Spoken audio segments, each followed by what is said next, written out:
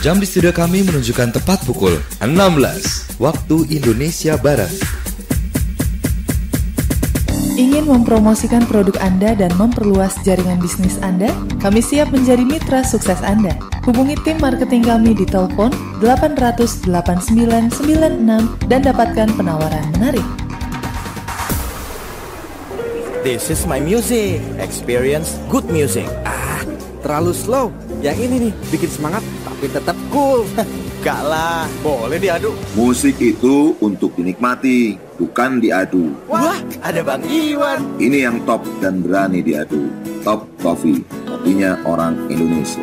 Bongkar kebiasaan lama, saatnya beralih ke Top Coffee. Rasanya berani, kuat, dan berkarakter.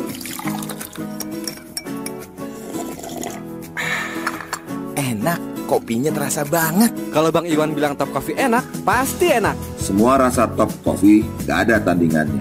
Hanya Top Coffee yang berani diadu rasanya. Siap Bang. Selera musik boleh beda-beda. Nikmatinya sama-sama minum Top Coffee. Sekarang orang Indonesia sudah pilih Top Coffee karena kekuatan rasa Top Coffee mantap dan berani. Keberanian rasa untuk diadu.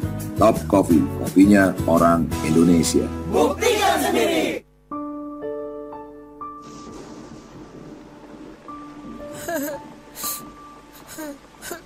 Duh, persoalan hidup ini bikin pusing deh. Yang satu belum selesai, masalah baru sudah datang lagi. Ada apa sih, Liv? Lemes banget. Senyum dong. Semangat. Apa sih kamu, Yud? Penting gitu? Kamu gak alamin sih apa yang aku alamin. Senyum, semangat lah. Aneh nih orang. Hey, come on. Masalah bukanlah akhir dari segalanya. Lihat Kristi Damayanti, seorang stroke survivor yang tetap gigih dan semangat walaupun geraknya dibatasi stroke. Dia masih bekerja, menulis, dan bersaksi di mana-mana tentang perjuangan menghadapi stroke. Kamu juga bisa live seperti dia, malah bisa menjadi inspirasi bagi orang lain. Ini pasti cara kamu buat hibur aku aja kan, Yud? Ya ampun, aku gak bohong, Liv.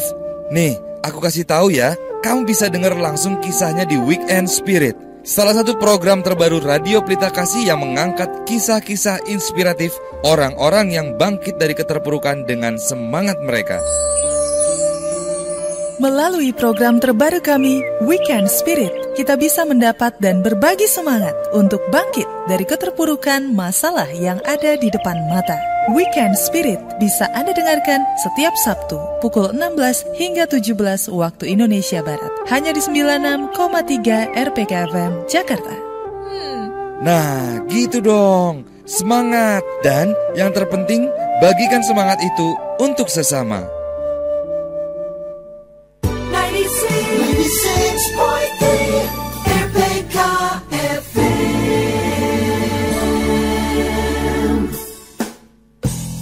Terima kasih. Anda masih setia bersama kami di 96,3 RPK FM Education and Infotainment Station. Siaran kami juga bisa didengarkan melalui audio streaming di www.radiopelitakasih.com. Kini kita ikuti acara selanjutnya.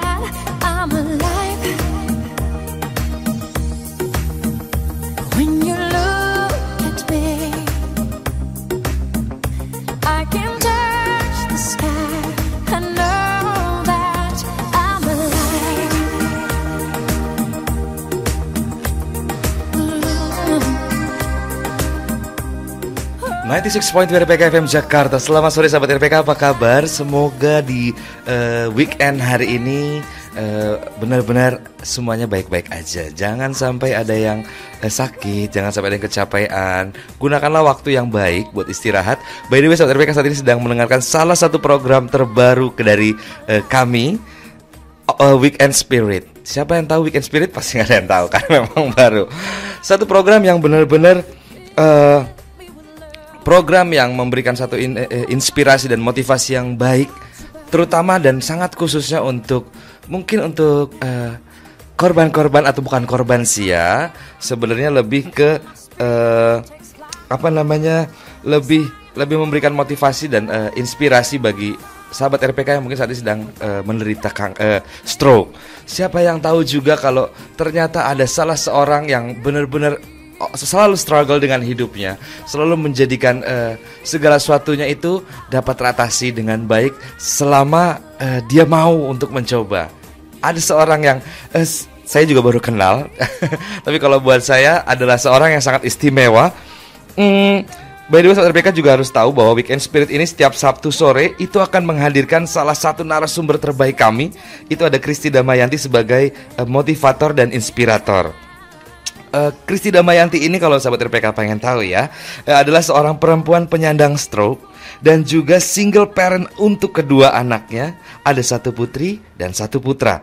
Meski stroke sahabat RPK, Kristi Damayanti ini nggak mau geraknya dibatasi begitu saja. Jadi Kristi tetap bekerja dan bahkan banyak menulis tentang pergumulannya bersama stroke. Kalau sahabat RPK pengen tahu nih, siapa sih sebenarnya Kristi Damayanti ini, kita sambut dulu dan kita sapa dulu. Selamat sore Ibu Kristi Damayanti. Selamat sore. Apa kabar Ibu Kristi? Baik, Aduh, Tuhan. sempet gimana ya, tadi aku juga sempet deg-degan sebelumnya dikasih tahu sama temen gitu dari program, nanti akan ada stroke survivor namanya Ibu Kristi Damayanti. Pokoknya keren banget deh Yud. Pokoknya banyak perjuangan hidup dan banyak motivasi dari apa yang udah dia lewati, dan lo harus pasti dengar gitu. Makanya tadi aku ya udah deh, aku pengen coba, pengen tahu seperti apa sebenarnya, karena banyak juga aku sendiri melihat banyak penyandang stroke yang mungkin depresi, down akhirnya gitu. Tapi sebelumnya mau tanya dulu nih sama Ibu Kristi, sudah berapa lama sempat terserang stroke sampai sekarang itu? Oke, stroke menyerang saya tanggal 8 Januari 2010. Jadi 3 tahun lebih. 3 tahun lebih ya sekarang ya Ibu ya. Waduh, cukup lama juga ya. Iya, sudah lama. Itu penyebabnya apa Ibu sebenarnya sampai tiba-tiba stroke gitu ya? Karena saya memang keturunan hipertensi, dan itu adalah resiko terbesar stroke. Jadi orang stroke itu bukan hanya keturunan juga, tapi ada makanan, pola makan, lifestyle, workaholic ya.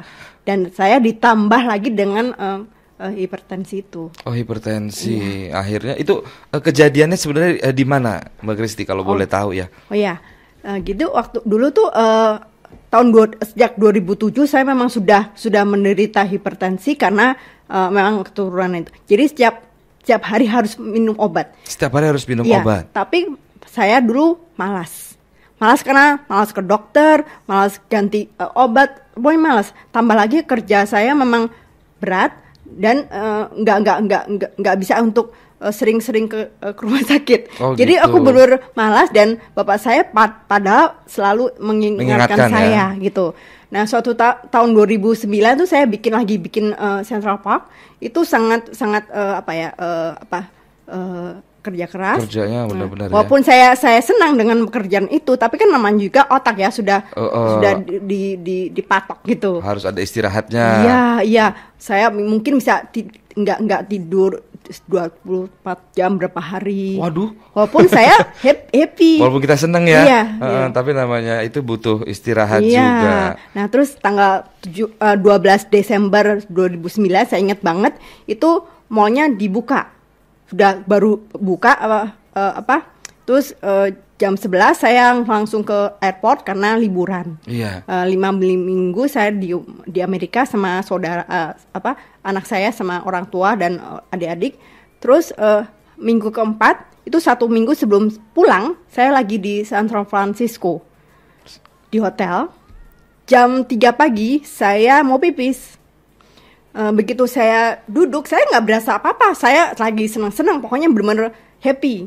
Begitu duduk di bed, saya mau turun, mau berdiri, jatuh. Loh, kenapa? Nggak tahu. Terus saya mau berdiri lagi, lah, tubuh kanan saya nggak bisa digerakkan.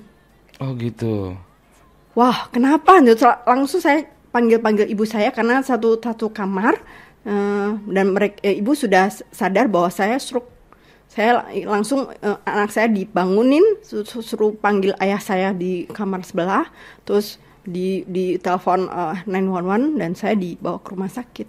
Waduh, kejadiannya di Amerika. Iya. Wah, berbicara masalah workaholic, lifestyle. Nah, kalau boleh tahu nih pekerjaan Mbak Kristi ini sebenarnya apa nih? Saya tuh seorang arsitek. Sudah sampai sekarang sudah 20 tahun saya melintang di dunia konstruksi dan di lapangan. Wah, memang kalau namanya arsitek udah pasti butuh jam tambahan untuk. Ya, walaupun saya happy banget dengan pekerjaan itu. Betul. Tapi ya itu dia waktu. Iya, betul. Aduh, itu setelah itu prosesnya memang tiba-tiba begitu saja atau? Iya, yang setelah saya tahu, setelah saya banyak baca, sebelumnya saya nggak pernah baca kan tentang stroke. Saya tahu stroke tuh untuk orang-orang tua. Iya, begitu sekarang udah stroke dan saya mulai banyak membaca bahwa stroke tuh biasanya menyerang tiba-tiba dan pagi hari. Tiba-tiba biasanya. Dan pagi hari gitu. Karena kan kalau obat stroke katanya tuh hanya diminum kan pagi. Iya. Itu satu harian tuh mulai berkurang.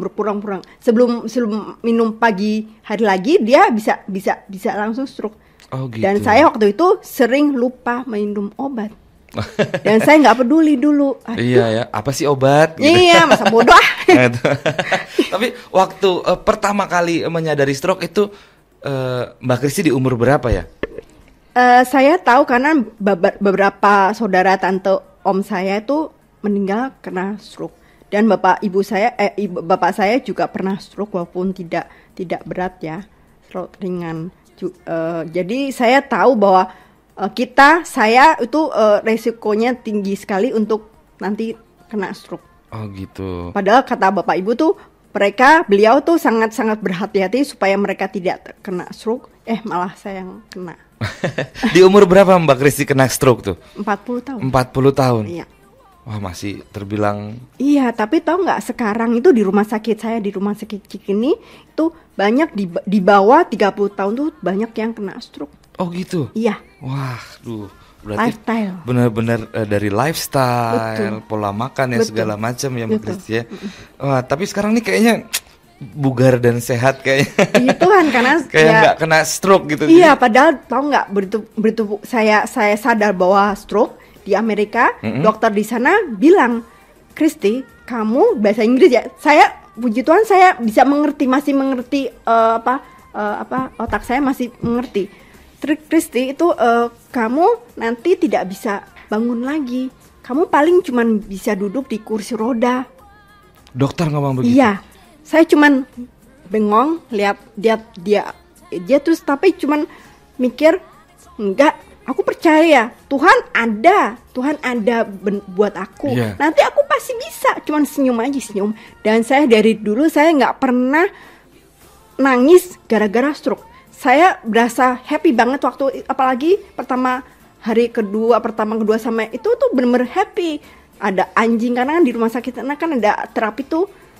Ngelus anjing, musik, makan apa aja tuh, jadi happy banget.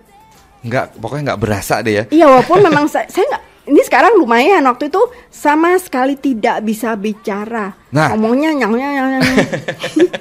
Membicarakan masalah bicara nih Mbak Kristi ya. Kebanyakan kan penyandang stroke memang susah untuk berbicara. Ya. Ini sekarang kayaknya lancar banget. Apa ada terapi khusus atau bagaimana? Iya betul. Jadi waktu di Amerika tuh terapi pertama kali adalah terapi bicara.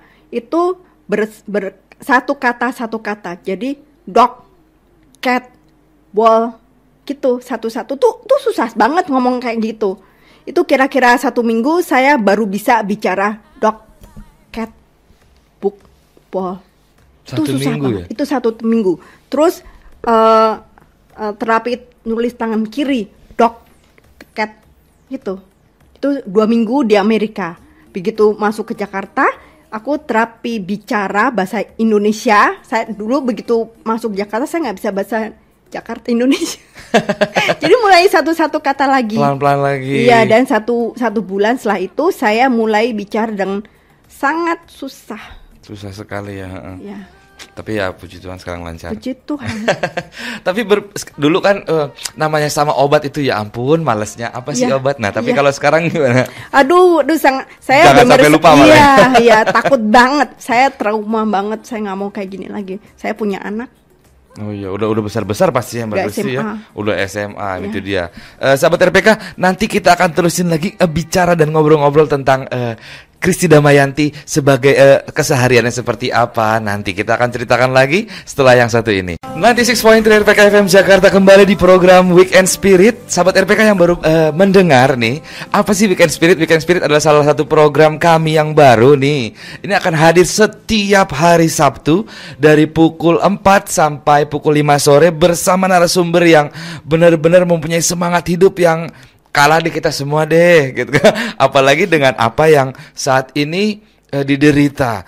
Sebenarnya banyak sekali dari kita nih suka lupa gitu akan kehidupan sehari-hari kita, yang dari pola makan, dari pola bekerja, dari pola istirahat, baik apapun segala macam itu yang orang bilang lifestyle, kita selalu lupa akan itu, bahwa ternyata banyak sekali yang penyakit-penyakit yang menanti setelah kita hidup dengan lifestyle itu. Ada Kristi Damayanti di sini yang benar-benar kalau buat saya ya sahabat RPK sebuah motivator yang sangat, baru ngelihat aja saya udah benar-benar amazed.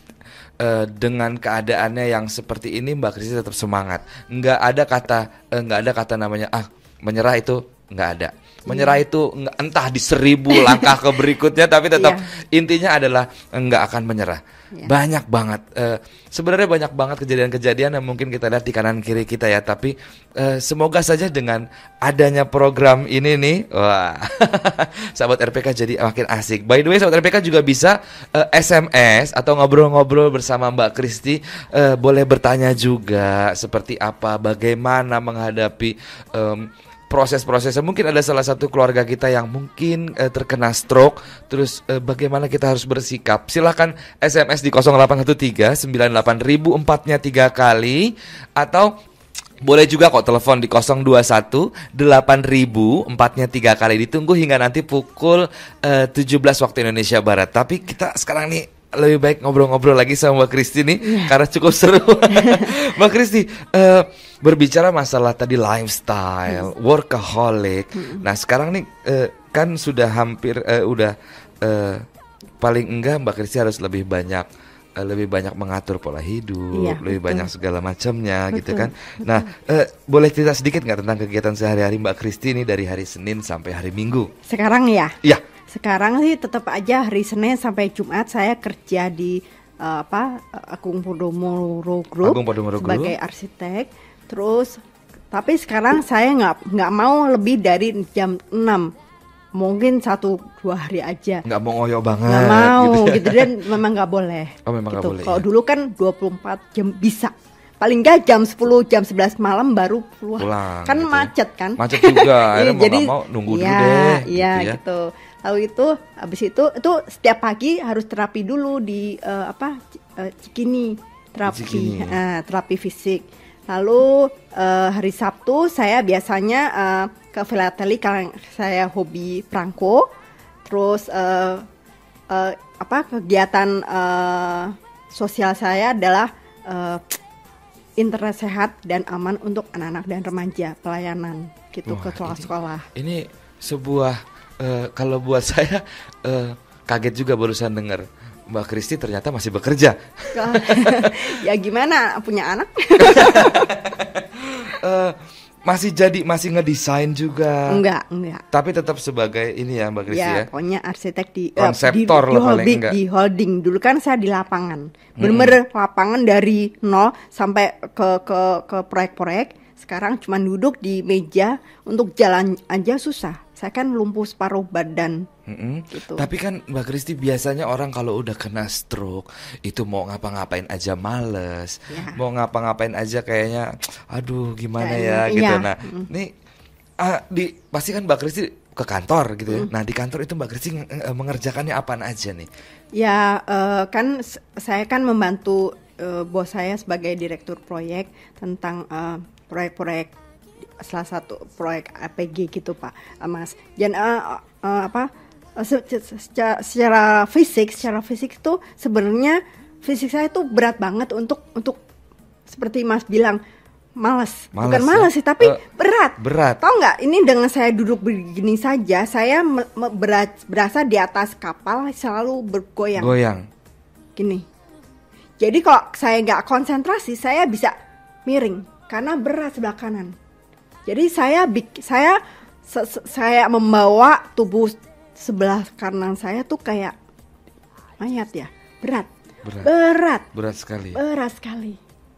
Itu nggak ada yang bisa mengerti, mungkin tidak ada yang bisa mengerti. Iya, mungkin mereka lihat saya jalan biasa tuh gampang kok gini. Ya ampun, itu untuk mengangkat kaki kanan saya berat sekali, tangan berat sekali. Itu dia. Ya, gitu. Sebuah jadi harus semangat.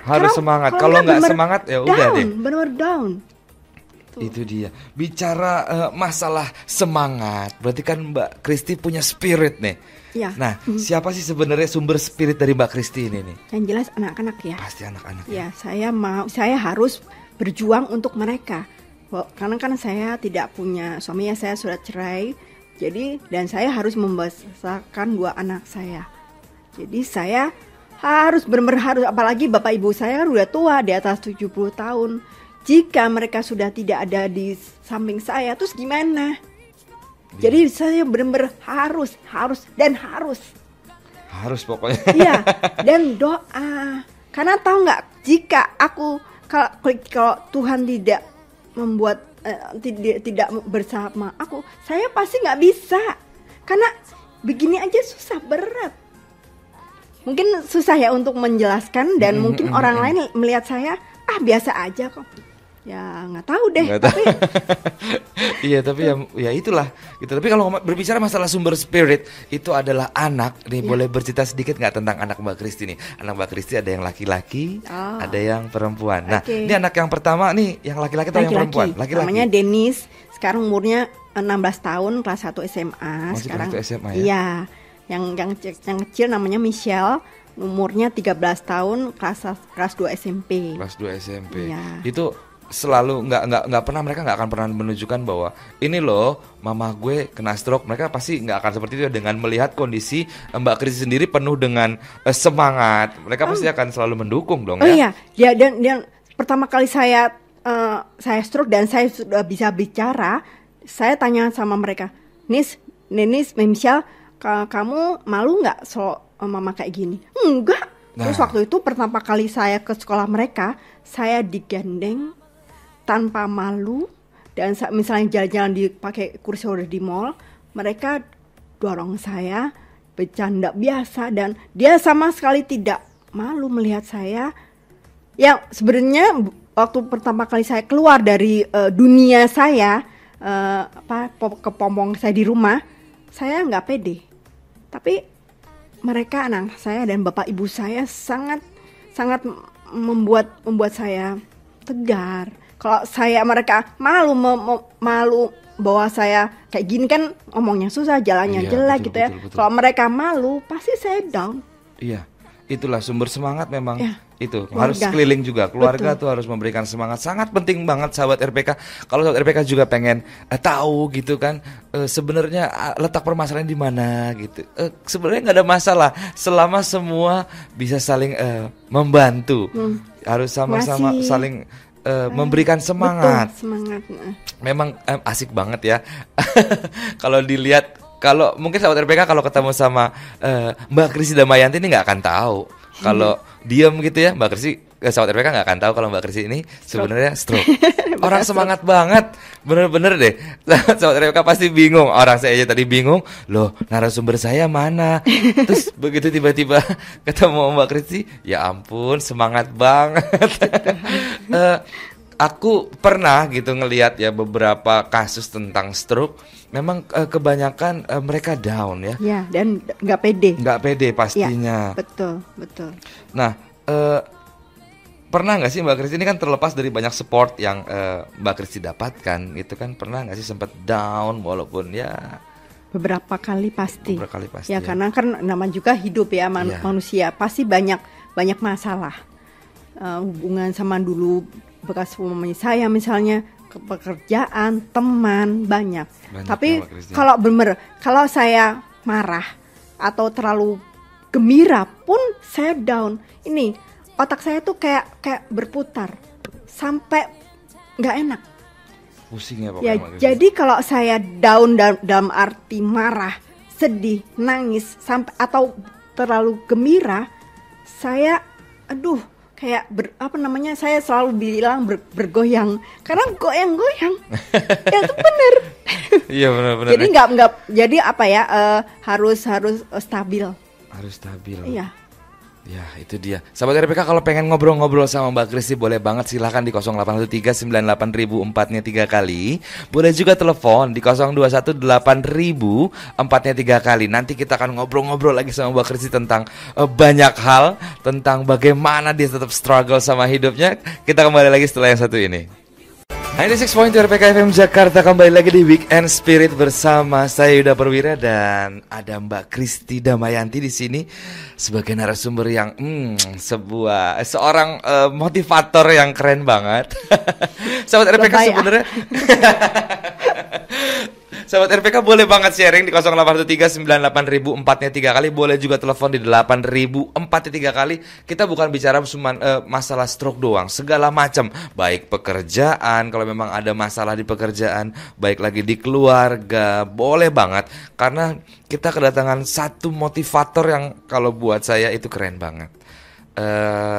Pokoknya keren deh, nggak bisa dikata-kata dengan kata-kata apa-apa, udah pokoknya keren aja. Karena waduh hebat banget. Seorang ibu dengan single parent, ada 2 anak di situ, laki dan perempuan yang masih muda, yang wah bener-bener deh, tapi tetap aja cheerful, hidupnya tetap keren. Tapi berbicara masalah tadi anak-anak, berarti kan sumber spirit, begitu juga dengan keluarga ya Mbak Kristi ya. Sebenarnya yang sangat berperan atau yang berperan nih menjaga spiritnya Mbak Kristi nih siapa aja sih selain anak-anak? Yang jelas Tuhan ya. Saya berasa banget Tuhan tuh ada di setiap waktu saya hidup. Sangat berasa. Yakin? Itu benar-benar berasa banget. Berasa sekali ya. Iya.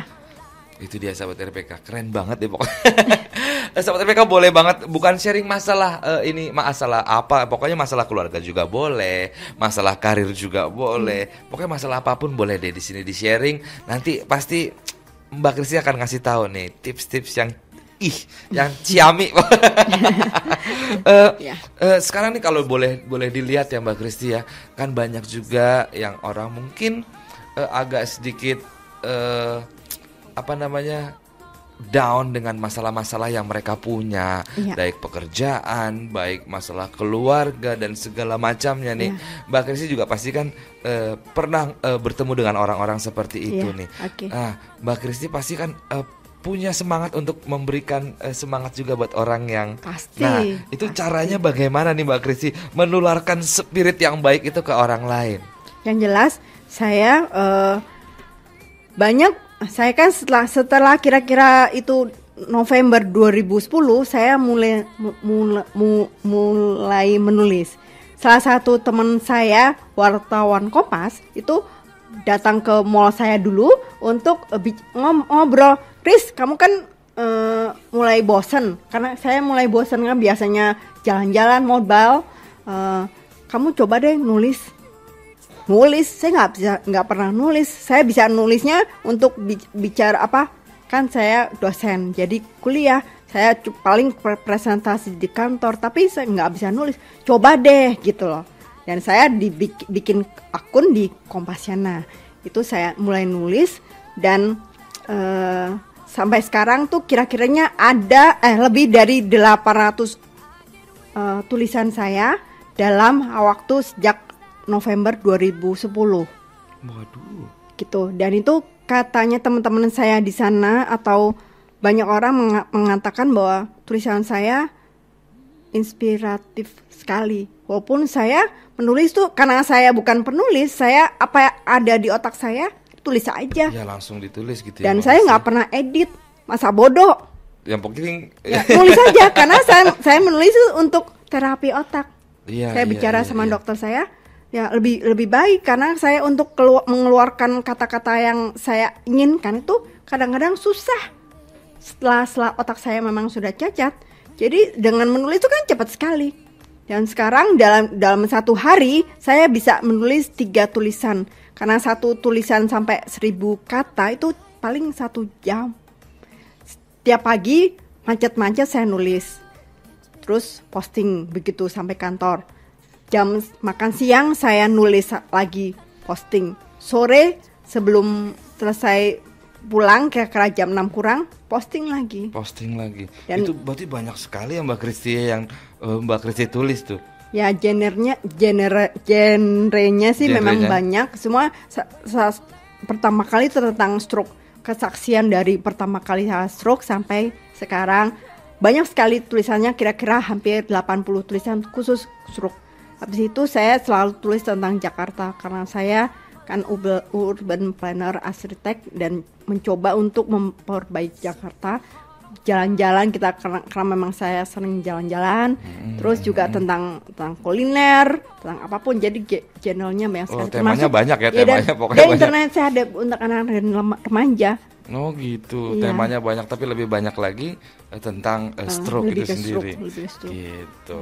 Sahabat RPK, kalau mau nanya-nanya lagi tentang segala macam, misalnya sahabat RPK punya masalah di keluarga, punya masalah di karir ataupun ya segala macam deh, boleh banget share di 0813 98000 4 kali. Tapi ngomong-ngomong, tadi Mbak Kristi ada yang bilang tulisannya itu inspiratif banget deh. Katanya, gitu saya nggak tahu. Kan bukan saya itu kan menilai. Tapi memang yang menilai pasti orang lain ya Mbak Kristi. Iya. Kalau sampai ada orang bilang ini tulisannya inspiratif banget. Nah, tulisan-tulisan seperti itu memang itu dari Mbak Kristi sendiri, pokoknya tanpa harus diedit, tanpa harus pokoknya langsung dituangin aja di situ. Tapi kalau berbicara masalah tulisan, berarti kan Mbak Kristi ada nggak sih cita-cita Mbak Kristi sendiri pengen bikin buku atau apa gitu? Ya dari dulu sama sekali nggak kepikiran untuk membuat buku, apalagi buku nulis aja nggak bisa gitu loh. Tapi dengan seorang Valentino yang sekarang ada di sini, dia tuh mengambil semua tulisan saya di blog saya dan diramu sedemikian, bukan semua tulisan saya asli. Tapi tentang kesaksian saya, dan dia bikin buku untuk saya. Jadi tanggal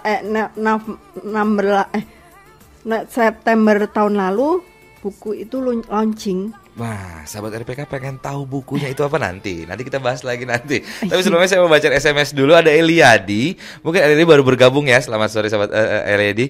Dia bilang sudah berapa lama, tadi sudah sempat dikasih tahu ya Mbak Kristi. Kira-kira Mbak Kristi sakit itu 3 tahun lebih sebulan lalu ya. Tahun 2010 ya Mbak Kristi ya? Iya, 2017 benar. Betul. Nah ini Mbak Kristi boleh jawab. Waktu sakit, suami Mbak Kristi kemana? Mungkin belum tahu. Iya. Saya udah cerai tahun 2007. Justru gara-gara perceraian saya down waktu itu, dan saya sudah divonis menderita hipertensi berat waktu itu. Jadi memang saya harus minum obat sejak 2007. Jadi setelah itu ya sudah nggak tahu di mana, dan ya saya sendiri untuk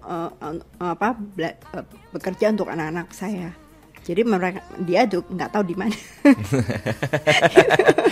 Itu dia sahabat RPK, sebenarnya banyak sekali gitu ya. Nggak usah malu-malu kalau memang ada, mungkin ada pergumulan saat ini, ada yang pengen ditanya, silahkan ditanya.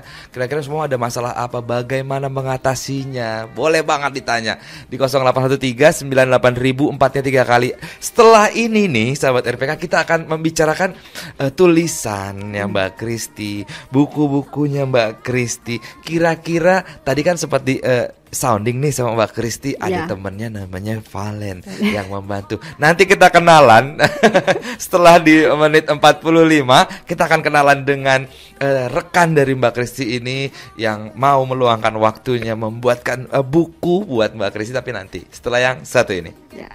96.2 RPK FM Jakarta masih di Weekend Spirit, masih bersama saya Yuda Perwira dan ada Mbak Kristi di sini. Sahabat RPK boleh banget sharing segala macam masalah hidup, boleh banget, kita pokoknya nggak menutup kemungkinan, dan juga nggak menutup semua masalah yang ada. Mungkin sahabat RPK dari Senin sampai Jumat, terus abis itu Sabtu dan Minggu masih ada masalah juga. Biasanya kan wah dengan pekerjaan, belum lagi dengan kehidupan sehari-hari. Boleh banget di-share di sini, kita ngobrol-ngobrol. Kalau sahabat RPK nanti deh kita akan kasih tahu buat sahabat RPK siapa sih dan ada berapa banyak sih tulisannya. Tadi saya sempat kaget ngeliat segitu banyaknya dari tahun 2010 ya Mbak Kristi ya sampai sekarang November ya. November 2010 itu Mbak Kristi menulis dan sampai sekarang itu ada 813 artikel sahabat RPK. Bisa dibayangin kan ya seberapa banyak gitu, belum lagi dengan keterbatasannya Mbak Kristi tapi tetap semangat. Nah, sekarang tangan kiri loh. Tangan kiri ya Mbak Kristi tuh, sahabat RPK. Apapun masalahnya gitu kan. Kalau memang kitanya percaya dan yakin bahwa kita bisa mengatasinya dengan semua yang kita punya gitu, pasti kita bisa. Nah, kita ngobrol-ngobrol masalah tadi, masalah menulis Mbak Kristi. 813 tulisan Mbak Kristi menulis artikel. Itu biasanya Mbak Kristi sendiri menulisnya atau mungkin mengetik atau mungkin ya pokoknya menulis. Dan Mbak Kristi biasanya melakukannya di mana? Di rumah atau di kantor? Di mobil. Di mobil. Iya, pakai BB. Pakai BB itu langsung ke email ke laptop aku. Terus bisa langsung posting karena cari gambar foto. Iya. Tunggu sebentar Mbak Kristi, aku agak kaget sebenarnya. Aku tadi berpikirnya aku mau nanya mau mungkin jawabannya di kantor sembari pekerjaan. Ini di mobil loh sahabat RPK. Yang pakai BB. Pakai BB, itu keren banget. Nggak di rumah, nggak di kantor, tapi di mobil. Nah, kenapa tadi kan Mbak Kristi sempat bilang ya bahwa segala sesuatunya harus dilatih lagi, harus segala macamnya harus melakukan terapi lagi. Kenapa harus memilih menulis? Tadi kan Mbak Kristi juga bilang kan Mbak Kristi mempunyai kegiatan perangko. Nah, tapi kenapa harus memilih menulis? Ini karena kayak gini, kayak bicara seperti ini pun saya sebenarnya susah untuk mengeluarkan, susah banget. Berat sekali otak saya untuk mengeluarkan kata-kata. Dengan menulis itu cepet banget. Dan waktu saya diskusi dengan dokter saya, terapi saya, bahwa menulis itu bisa untuk terapi. Nah, bayangkan sebuah otak itu kan putih, kayak kapas putih ya. Kalau kapasnya ketetesan tinta, walaupun dicuci kayak apapun pasti ada bekasnya. Ini bayangan saya bahwa otak itu sama. Jadi kena darah 20% dulu pendarahan otak kiri saya, pasti dia tidak putih lagi. Nah, menurut aku, saya nggak tahu, saya bukan dokter. Menurut saya dengan otak yang sudah tidak putih lagi itu termasuk cacat ya. Tapi jadi kalau saya pasrah dengan cacat saya, pasti saya akan down. Jadi gimana caranya supaya otak saya tetap bertumbuh dan berkembang? Gitu sih, nggak tahu. Ya sahabat RPK, kita sekarang udah tahu dong hebatnya Mbak Kristi nih, struggle yang Mbak Kristi. Tapi kita juga mau tahu masalah bukunya Mbak Kristi nih. Tulisannya kan dibukukan nih katanya tadi Mbak Kristi sama seseorang. Nah, kita mau kenalan dulu. Boleh ngobrol sebentar Mas Valen? Sahabat RPK, kita nggak cuma berdua di sini. Ada teman dekat dari Mbak Kristi, Mas Valen, yang dia berperan banget nih membukukan tulisan-tulisan Mbak Kristi. Selamat sore Mas Valen. Sore. Boleh tahu nggak atau boleh cerita nggak sih proses penerbitan bukunya ini bagaimana? Sebenarnya saya pingin bikin satu surprise buat dia di saat dia ulang tahun. Tujuannya memang untuk memotivasi banyak orang. Tujuannya untuk memotivasi banyak orang. Itu yang penting, yang pertama itu. Jadi bukan untuk ya di samping tujuannya untuk menghadiahkan dia satu buku pada hari ulang tahunnya, tetapi dengan tujuan mudah-mudahan buku ini bisa menjadi motivasi buat semua orang. Nah, buku ini saya ambil dari tulisan medisnya dia. Jadi kalau mengikuti buku ini, saya tidak mengedit apapun. Jadi kalau tulisannya banyak tanda seru ada 10, saya biarin 10 di situ. Sehingga para pembaca bisa melihat perkembangan dari kesembuhannya. Dari mulai awal dia menulis, dia curhat, dia bahkan mungkin kadang-kadang mengeluh pada Tuhan, kadang dia bersyukur, semua emosi dia bermain lewat tulisan itu.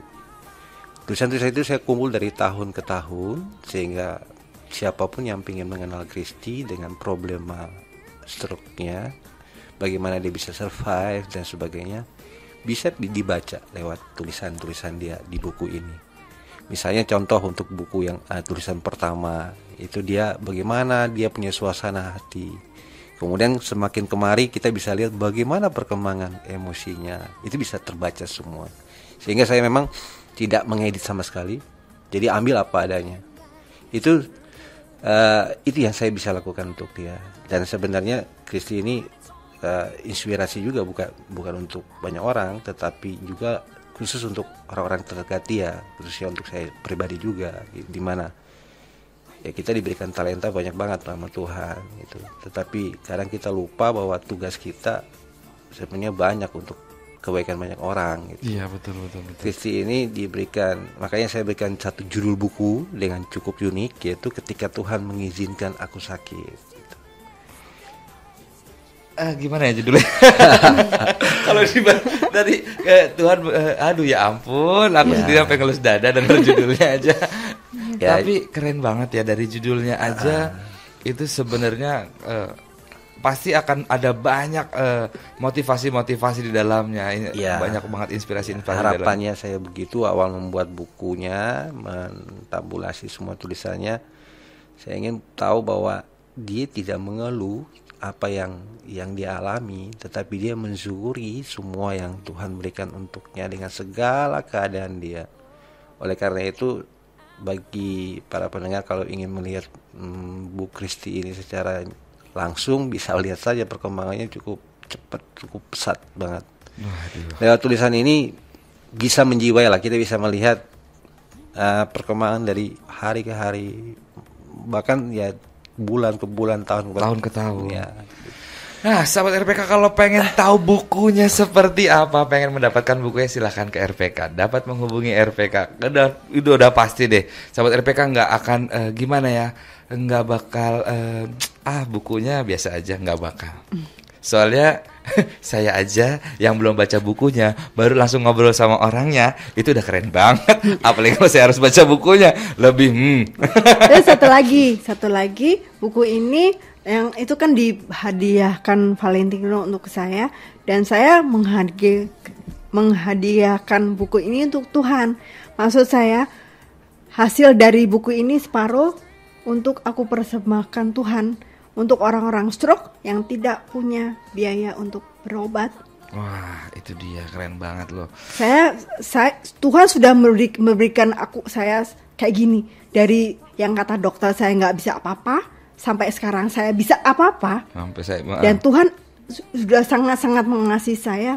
Mengapa saya nggak mengasihi Tuhan lewat orang-orang yang butuh biaya untuk stroke itu? Waduh, keren banget. Pokoknya gimana ya kalau pengen tahu lagi nih sahabat RPK.